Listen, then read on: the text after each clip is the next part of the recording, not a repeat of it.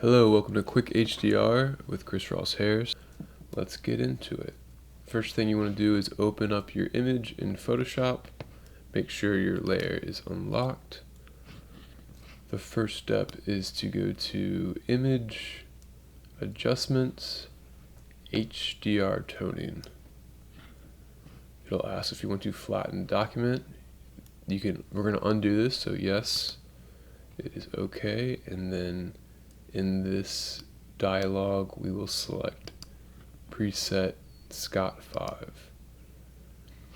This preset is the main one we use, and the only real alteration we do is sometimes we can add smooth edges if our edges are becoming too sharp, coarse, or dramatic. In this case, with landscapes, we'll keep the smooth edges off. So again, that's Scott 5 preset in the HDR toning. Try it with or without, depending on your preference. Select OK.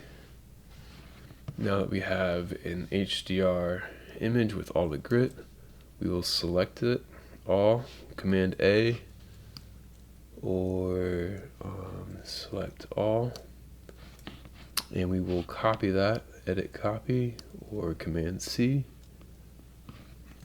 and then we will go into the history window here and go back to the beginning, to our original image, and we will paste, edit paste, or Command V, the HDR layer on top.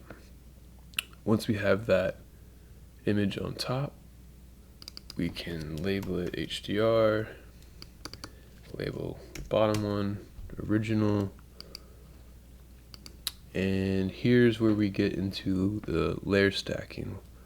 In order to keep the color from getting out of control, we will make the blending layer mode luminosity and bring the opacity to 33% to make it a little more subtle.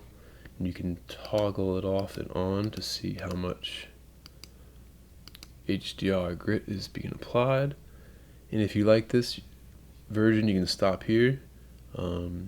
Typically I like to get the original layer and duplicate it above. You can do that by holding the Option key, clicking and dragging above, and you can see it says OG copy.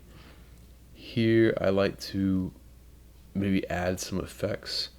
You can bring up more clarity, you can add a vignette, adjust some of the ranges.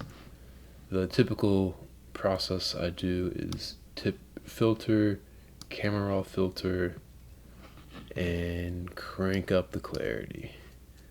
Once you've got the clarity up, you drop this one down to 33%, and you have a nice in-between of original, here's the original, here's the HDR, and then here's toning it back just slightly. And that's it. Now you have HDR in any image, and you do not have to bracket your shots from the beginning. Hope you enjoy. Let me know if you have any questions.